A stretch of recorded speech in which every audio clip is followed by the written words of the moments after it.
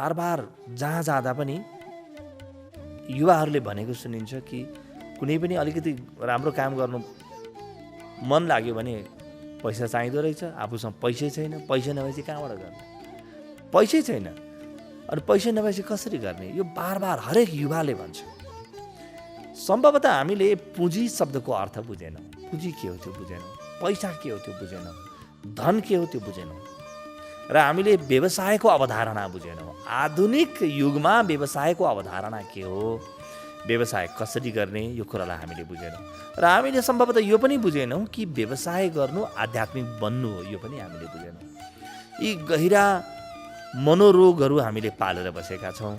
न हाम्रा विद्यालयले, न महाविद्यालयले, न विश्वविद्यालयले सिकाइदिए कि वास्तवमा पुँजी भनेको के हो। पुँजी भन्ने शब्दले त हामीले मात्र धन भन्ने बुझ्यौँ, र त्यो धन पनि मसँग भएको धन, र त्यो धन पनि कस्तो, केही गरेर बचेको बचत जुन मैले ब्याङ्कमा राखेको छु त्यो मात्रै मेरो पुँजी हो भन्न ठान्यौँ हामीले। त्यो बाहेक त पुँजी नै होइन भन्न ठान्यौँ। होइन, यो 100% गलत छ। यो भ्रामक विचार हो, यो उद्यमशील हुन नखोज्ने व्यक्तिको विचार हो। त्यसकारणले पुँजीको बारेमा अलि राम्रोसँग बुझौँ। पुँजी के हो? वास्तवमा मसँग जुन जोस छ सबभन्दा ठुलो पुँजी त्यही हो। मसँग उद्यम गर्ने केही नयाँ विचार छ, सोच छ, अर्को पुँजी त्यो हो। मैले कसैलाई चिनेको छु, मेरो सम्पर्क छ, अर्को पुँजी हो त्यो। मसँग ज्ञान पनि छ, अर्को पुँजी हो। मसँग अनुभव पनि छ, त्यो पनि पुँजी हो। र मैले मान्छेका आवश्यकताहरू देखेको छु र ती आवश्यकतालाई कसरी पूर्ति गर्ने त्यो कुरा केही सिकेको पनि छु, जुनलाई सिप भनिन्छ, त्यो सिप पनि पुँजी हो। त यी जम्मै मेरा पुँजी हुन्। यी जम्मै पुँजीलाई मैले परिचालित गर्न सक्नुपर्छ। त मसँग धन नाम गरेको पुँजीको अभाव भए पनि मसँग सिप छ भने त्यो सिपलाई प्रयोग गरेर मैले व्यवसाय खडा गर्न सक्छु। अलिकति समय लाग्ला, जति धन मलाई चाहिन्छ त्यो धन आर्जन गर्न, तर ढिलो चाँडो यो सिपले मलाई त्यही ठाउँमा पुर्याउँछ। मसँग राम्रा सम्बन्ध छन् भने पनि त्यो सम्बन्ध पुँजी बनेर आउँछ। मसँग ज्ञान छ भने पनि त्यो ज्ञान पुँजी बनेर आउन सक्छ।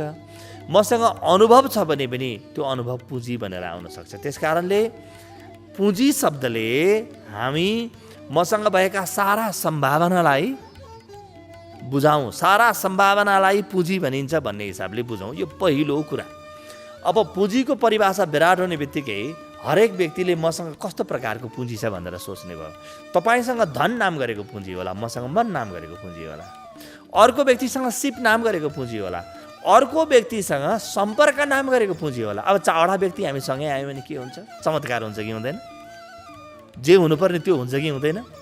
किनभने व्यवसाय एक्लै गर्छु भन्नु कहिलेकाहीँ मूर्खता हुन्छ। र व्यवसायमा जीवनका अरू पहलुहरूमा जस्तै नियम के हो भने 1 र 1 जोड्दा 2 मात्रै बन्दैन। कहिलेकाहीँ त 1 र 1 जोड्दा 11, 21, 31, कहिलेकाहीँ त 1 र 1 जोड्दा 111 पनि बन्छ। अब मसँग सिप छ, तपाईँसँग पुँजी छ, यो दुईटै कुराको संयोजन भयो भने व्यवसाय खडा भयो कि भएन? हामी त अत्यन्तै एकात्मवादी सोच, स्वार्थवादी सोच, मसँगै भए मात्रै हुने, मेरै ब्याङ्कमा भएको पैसा मात्रै पुँजी भन्ने सोचले गर्दा अड्क्यौँ। यी जम्मै कुरालाई हामीले पुँजी बनाऊँ, पुँजीको रूपमा लिउँ। यहाँबाट पहिलो चरण प्रारम्भ हुन्छ। दोस्रो चरण के हो? दोस्रो चरण चाहिँ मैले मसँग जे छ त्यो ठिक छ, मसँग जे छैन र मेरो व्यवसायमा, मेरो उद्यममा जे चाहिन्छ त्यस्तै प्रकारका व्यक्ति खोजौँ। अब त्यस्तै प्रकारका व्यक्ति खोजौँ। मसँग चाहिने 5 प्रकारका पुँजी हुन्छन्। मान्नुहोस् कि धन पुँजी हो, हामीले भन्यौँ साहस पुँजी हो, सम्पर्क पुँजी हो, सिप पुँजी हो, अनुभव पुँजी हो, ज्ञान पुँजी हो, सम्बन्ध पुँजी हो। 5 प्रकारका पुँजी हुन्छन्। त्यसपछि एउटा पुँजी मसँग छ भने अर्को पुँजी कोसँग होला त? तेस्रो प्रकारको पुँजी कोसँग होला? यसरी हामीले एउटा सानो सहकार्य गऱ्यौँ भने मसँग भएको सानो पुँजीले धेरै ठुलो काम गर्न सक्छ। यो पुँजीको पहिलो अवधारणा। त्यसकारणले पुँजी अभाव होइन, जहिलेसुकै अभाव चाहिँ बुद्धिको नै हो। र व्यवस्थापकीय क्षमताको अभाव हो। पुँजीलाई परिचालित गर्न सक्ने क्षमताको अभाव हो। पुँजीको अभाव कहिल्यै पनि हुँदैन।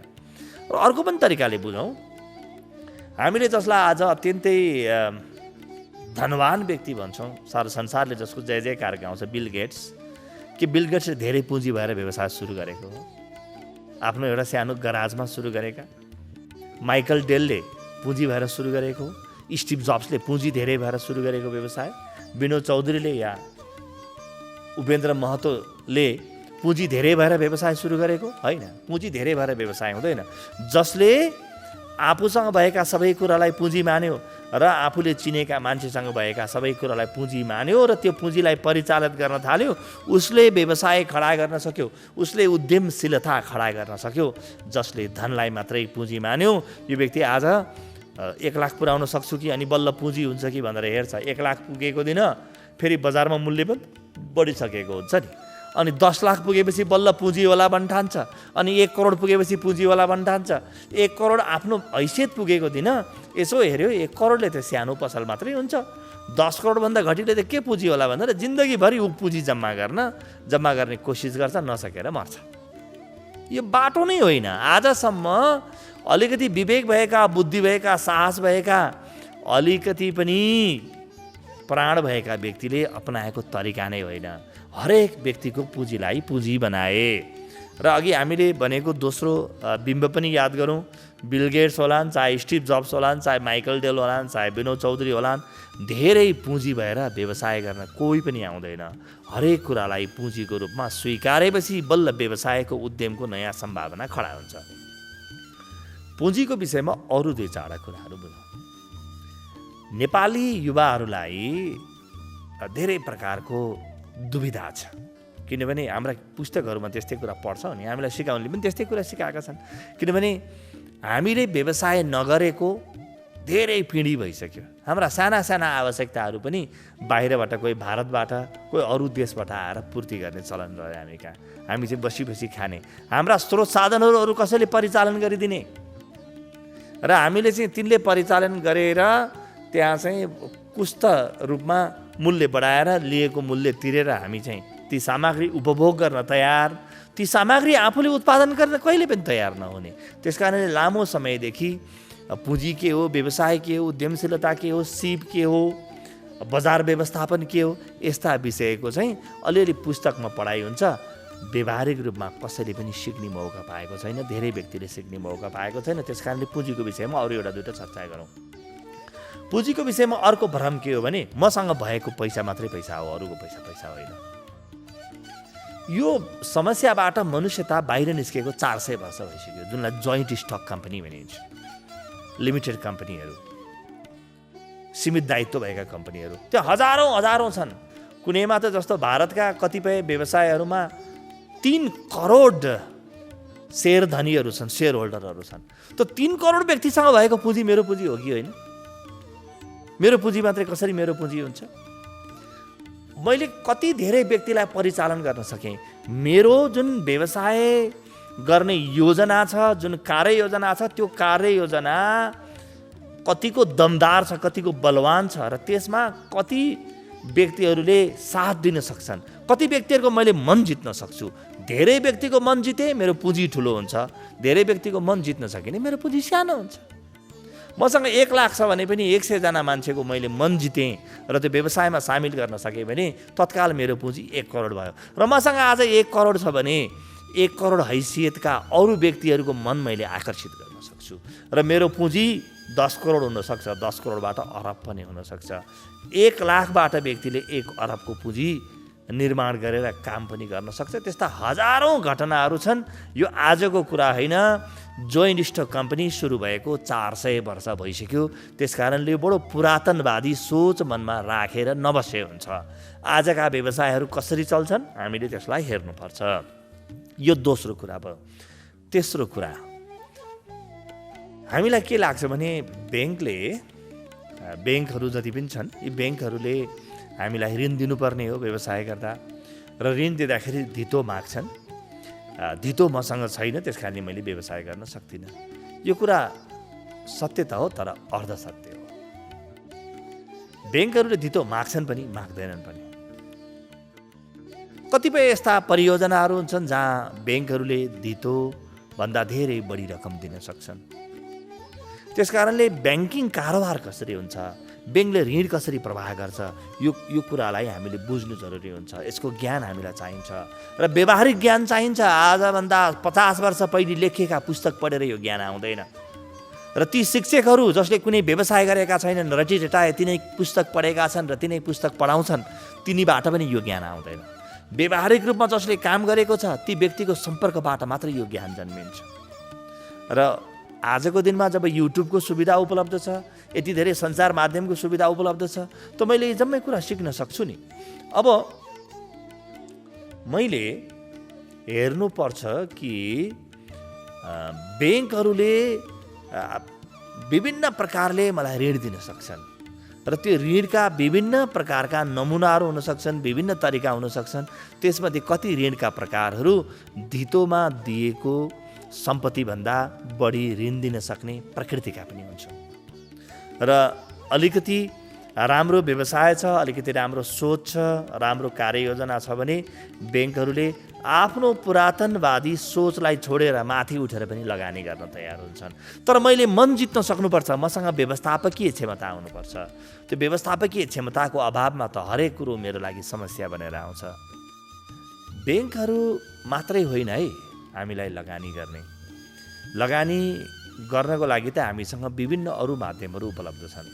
म विभिन्न कार्यशालाहरूमा मित्रहरूलाई बार भन्ने गर्छु, हेर्नुहोस्, हामीसँग यदि बुद्धि छ र व्यवस्थापकीय क्षमता छ भने सबै ब्याङ्क हाम्रा हुन्। राष्ट्र ब्याङ्क पनि हाम्रै हो, वर्ल्ड ब्याङ्क पनि हाम्रै हो, अन्तर्राष्ट्रिय मुद्रा कोष पनि हाम्रै हो, अन्तर्राष्ट्रिय वित्तीय सङ्गठन पनि हाम्रै हो। किन? जो व्यक्ति अलिकति चतुर छ, जो व्यक्तिले काम गर्न जानेको छ, चलाक छ, जो व्यक्तिले सबैलाई परिचालित गर्न जानेको छ, उसले त हेर्नुहोस् त विश्व ब्याङ्कलाई पनि आफ्नो परियोजनामा लिएर आएको छ, अन्तर्राष्ट्रिय वित्त कोषलाई पनि लिएर आएको छ र यी सारा ब्याङ्कहरूको पुँजी उसले परिचालित गरेको छ। अहिले आजको दिनमा यहाँले राष्ट्र ब्याङ्कको तथ्याङ्क हेर्नुभयो भने अरबौँ रुपियाँ ऋण लिने व्यक्तिहरूको सङ्ख्या 1 होइन 2 होइन 1000 भन्दा बढी छ नेपालमा। नेपालकै मात्रै मैले कुरा गर्दैछु। त्यही व्यक्तिले के आफ्नो पुँजी भएर मात्रै काम गरे होलान्? सबै ब्याङ्कहरूको पुँजीलाई आफ्नो पुँजी बनाउन सिके।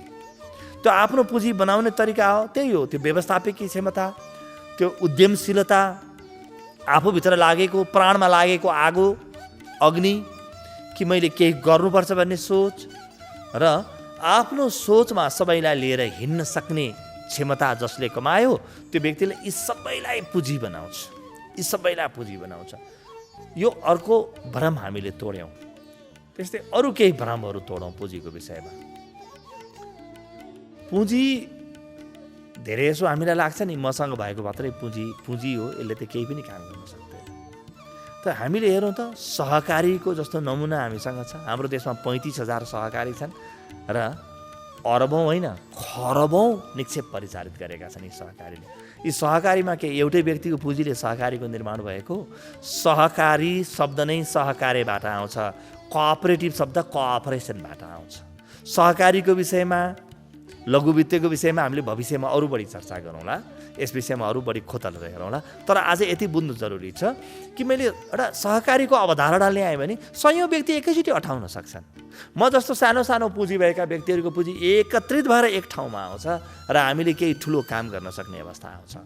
त यी नमुनाहरू पनि हामीसँग उपलब्ध छन्, सहकारी जस्ता नमुना पनि हामीसँग उपलब्ध छन् र एउटा दुईटा होइन 35,000 सहकारी त यो देशमा चलिरहेका छन्। त्यसमध्ये करिब 25,000 सहकारी त स्वस्थ प्रकारले चलिरहेका छन्। त यति धेरै अवसरहरू उपलब्ध छन्, यति धेरै नमुना उपलब्ध छन् भने यिनीहरूबाट हामीले सिक्ने कि नसिक्ने? कि मैले आफूसँग भएको पैसालाई मात्रै पैसा हो, मसँग भएको पुँजी मात्रै पुँजी हो, पैसाभन्दा बाहेक त अरू पुँजी नै होइन भन्ने सोच्ने हो? यो पुरानो प्रकारको सोचबाट हामी बाहिर आउनु जरुरी छ। अझ अर्को भ्रमको निवारण गरौँ पुँजीको विषयमा। पुँजीको विषयमा हामीलाई के लाग्छ भने कुनै पनि उद्यम सुरु गर्दाखेरि प्रारम्भमा जुन पुँजी चाहिन्छ, जुनलाई बीज पुँजी सिड क्यापिटल भनिन्छ, त्यो मैले नै हाल्नुपर्छ होला, होइन? हिजो आज विभिन्न प्रकारका लगानीकर्ताहरू चाहे तिनी भेन्चर क्यापिटलिस्ट हुन्, चाहे तिनी एन्जल इन्भेस्टर्स हुन्, यी विभिन्न प्रकारका लगानीकर्ताहरू हुन्छन् बजारमा। नेपालमा पनि अत्यन्तै धेरै छ। र मैले लगानी गर्नुपर्ने 1,00,000-2 लाख रुपियाँ प्रारम्भिक जुन बीज पुँजीको रूपमा लगानी गर्ने पनि अरू कसैले मेरो मार्फतबाट मेरो लागि लगानी गरिदिन तयार छ। मैले उसलाई आफ्नो केही अंश दिए हुन्छ, लगानी गरिदिन तयार छ। त्यस्ता व्यक्तिहरू पनि उपलब्ध छन्, त्यस्ता संस्थाहरू पनि उपलब्ध छन् र कानुनी रूपमा उपलब्ध छन्। संसारभरि यो प्रक्रिया चलेको त 100-150 वर्ष भइसक्यो। हाम्रो देशमा पनि यो प्रक्रिया प्रारम्भ भएको 2-4 वर्ष भइसक्यो। त्यसकारणले उद्यमको सोच भएका, उद्यमको कार्ययोजना भएका, म केही गर्छु भन्ने सोच भएका व्यक्तिलाई पुँजीको अभाव कहिल्यै पनि छैन। पुँजीको अभाव मिथ्या हो।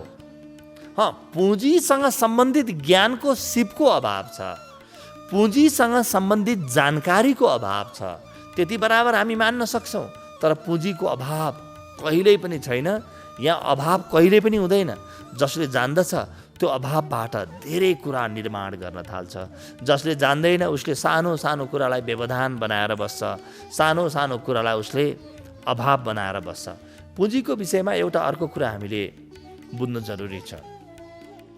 त्यो के हो भने मसँग आफ्नो तर्फबाट राख्ने पुँजीको सँगसँगै मैले अरू प्रकारका ऋण पुँजीहरू पनि त उठाउन सक्छु नि। विभिन्न प्रकारका ऋण पुँजीहरू पनि हामीले बजारबाट उठाउन सक्छौँ। यी सम्भावना कति छ भने सम्भावना दर्जन होइन, 100औं सम्भावना छ। पुँजीको अभाव हुँदैन। सबभन्दा पहिले मैले व्यवसाय खडा गर्ने राम्रो आधार खडा गर्नु पर्यो, राम्रो व्यवसायको छनौट गर्नु पर्यो, राम्रो उद्यमको छनौट गर्नु पर्यो, आफ्नो प्राणको लगानी गर्न सक्ने, मेरो जीवन मरणको सवाल बनाउन सक्ने मैले एउटा विषयको छनौट गर्नु पर्यो। र त्यो विषयलाई मैले अरूको माझमा पनि राख्न सक्नु पर्यो। बिस्तारै मैले देशी मात्रै होइन, विदेशी लगानीकर्ताहरू, हजारौँ विदेशी लगानीकर्ताहरूले हाम्रो देशमा लगानी गरिरहेका छन्। त्यो पनि कानुनी रूपमा त्यस्ता विभिन्न प्रकारका प्रावधान पनि उपलब्ध छन्। यी जम्मै हाम्रो त हो नि। यी सबै पुँजी कसका हुन्? देशमा भएको सम्पत्ति हाम्रो पुँजी हो। आज हेर्नुहोस् त, मसँग पुँजी छैन भनेर बसिरहेको छु। कुनै 400-450 मेगावाटको कुनै माथिल्लो तामाकोशी जस्तो संस्थाले आफूलाई चाहिने अरबौँ पुँजी बजारबाट उठाइरहेको छ। जब म लाख रुपियाँ छैन भन्दैछु, यिनले पुँजी कहाँबाट उठायो होला? पुँजी भएर पुँजी उठाएको त होइन, राम्रो व्यवसायको अवधारणाबाट पुँजी उठेको हो। त्यसकारणले पुँजी उठाउने विभिन्न यन्त्रहरू जुन छन्, उपकरण जुन छन्, ती उपकरणहरूको बारेमा हामीले जानकारी लियौँ र मसँग यो कुराको अभाव छ भनेर नबसौँ। अभाव त हामी सबैसँग छ। मसँग ज्ञान होला, तपाईँसँग सिप होला, अर्को व्यक्तिसँग पुँजी होला, अर्को व्यक्तिसँग बजारीकरण गर्ने क्षमता होला, अर्को व्यक्तिसँग कृषिको क्षमता होला, कृषिको बारेमा राम्रो ज्ञान होला। हामी सबै सँगै किन नआउने? र व्यवसायमा सँगै आउन सिक्नुपर्छ। सङ्घौ शक्ति कलियुगे। सङ्घको शक्ति हो कलियुगको शक्ति। कलियुग भनेको कुनै एउटा छुट्टै प्रकारको पापको युग होइन, जहाँ नगरिकन कुनै पनि परिणाम आउँदैन। त्यो युगलाई कलियुग भनिन्छ। र यहाँ चाहिँ सँगै मिलेर गर्नु जस्तो राम्रो केही पनि हुँदैन।